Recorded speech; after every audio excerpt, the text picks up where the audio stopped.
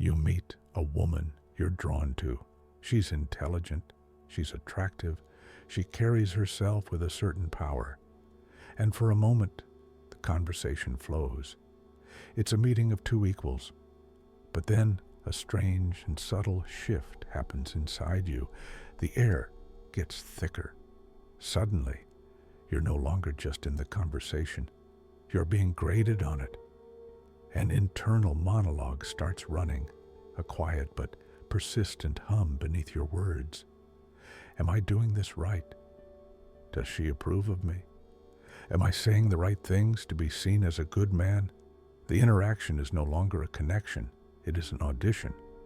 And you either start trying desperately to please her, or you become defensive, irritated by her authority for reasons you can't quite name.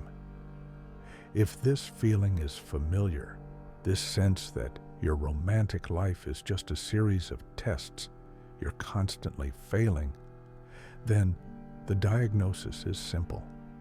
The reason you feel like you're in an endless audition is because you are. But the role you're trying to win isn't lover or partner. The problem isn't that you're bad with women. It's that in these critical moments, you aren't relating to them as women at all. You are unconsciously trying to resolve a dynamic from your past, using the face of the person in your present. Today, we go beyond the symptoms. We look at the source code. We talk about the mother complex. The first step is to deconstruct a fundamental illusion. Many men describe the experience this way. When I'm around a strong woman, I feel intensely judged. Let's examine that statement with logical rigor. Is that woman, who you just met, dedicating her limited mental and emotional energy to conducting a full-scale audit of your character? In all probability, no.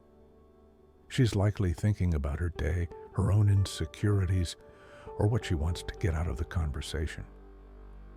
The feeling of judgment, therefore, is most likely not an attack coming from her. It is a confession coming from you. The more accurate statement is this: when I am around a strong woman, I begin desperately seeking judgment from her. Here is why. Inside every man's psyche, there is a throne. Let's call it the throne of authority. It's the seat of ultimate validation. In a boy's early life, his mother rightly sits on that throne. She is the arbiter of reality, the source of approval and safety. This is natural and necessary.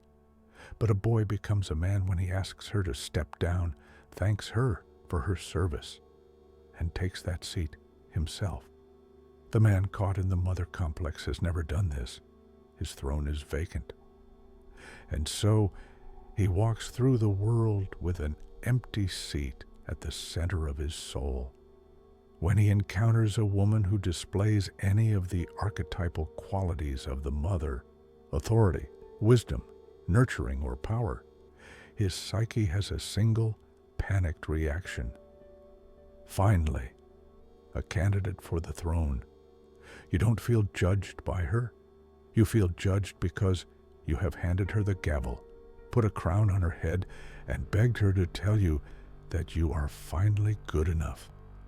The critical error is not in her perception of you, but in the role you have forced her to play without her consent.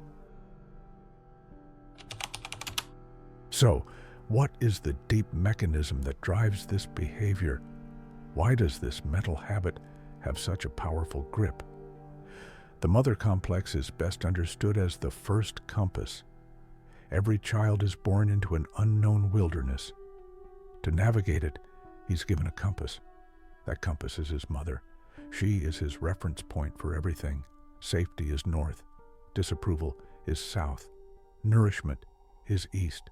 Absence is west. For the world of a child, this compass works perfectly. It is a brilliant, essential tool for survival. The problem is that the man enters the vast new continent of adult life, the world of romantic love, of purpose, of self-sovereignty, and he is still clutching that childhood compass. He tries to navigate the complexities of a relationship with a tool that was only ever designed to find his way back to his childhood bedroom. He doesn't realize that its needle is permanently magnetized to a single point: maternal approval, a point that, on this new map, leads nowhere. He is lost, and he blames the terrain. He never thinks to question the instrument in his hand. I know what it is to navigate a new city using an old, tattered map of my childhood home. Every street corner feels both alien and strangely familiar. It's a map that can only ever lead you back to where you started. To make this more practical, let's use an analogy: software default settings. The mother complex is the factory default settings on your psychological operating system. These settings run in the background, dictating how all new programs, like a new relationship, will function. You might install the most amazing new software, meet a wonderful woman, but your system automatically runs her through the old filters. Does she approve? Is she a threat? Is she safe? Does she validate me? You keep having the same relational bugs, the same crashes, and you blame the new software every single time. But the problem is the invisible code it's being forced to run on. The work, therefore, is not about finding better software. It's about learning how to access and rewrite your own foundational code. This is not about blaming your mother. It is about taking radical responsibility for your own internal architecture. The work is simple to understand, but it is not easy to do. It consists of 3 steps. Step 1, the audit. For the next 7 days, your only job is to become an observer. Your task is to simply notice when the audition begins. When you feel that familiar shift from presence to performance, from connection to seeking approval, take out a notebook or your phone and write it down. No judgment, just the data. Felt the need for approval from my boss after the presentation. Felt like I was on trial with the woman I met at the cafe. The rationale. You cannot change a default setting you don't know exists. This first step is not about fixing anything. It is about making the invisible code visible. Awareness is the non-negotiable prerequisite for change. Step 2, the source. At the end of the week, look at your list. For each entry, ask one precise question. What approval did I fail to get as a boy that I am seeking from this person now? Don't rush the answer. Was it approval for your strength, your intelligence, your goodness, your right to exist? The rationale. This step logically disconnects the present-day person from the old, hungry ghost of the past. It correctly identifies who you are really talking to. This frees the woman in front of you from the impossible burden of healing a wound she had no part in creating. Step 3, the affirmation. This is the final and most critical step. Look at the need you identified in step 2. Let's say it was the need to be seen as competent. You must now take the power of validation away from the outside world and give it to yourself. You must become your own source. Speak the words out loud if necessary. I am competent. I approve of my own work. My sense of competence is not up for debate. The rationale. This is the conscious, deliberate act of claiming the throne. You are actively interrupting the old default setting of seek external approval and replacing it with a new, manually coded command: generate internal approval. You are telling your psyche that the long search for a judge is over. The position has been filled by you. What happens when you do this work?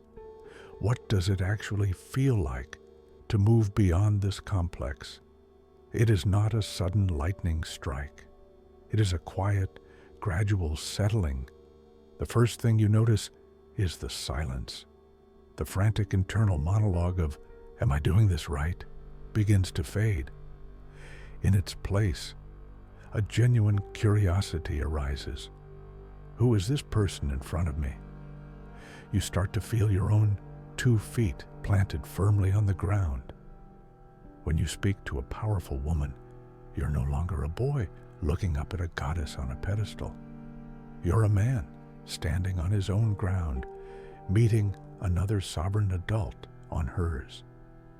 The feeling of being in an audition vanishes because an audition requires a judge, and you no longer have a vacancy for that position. This isn't arrogance. It is the opposite of arrogance. Arrogance is the noisy compensation for a vacant throne. This is a calm, settled confidence that has nothing to prove. It is the felt sense of your own authority. And that is the beginning of true freedom, the end of the audition forever.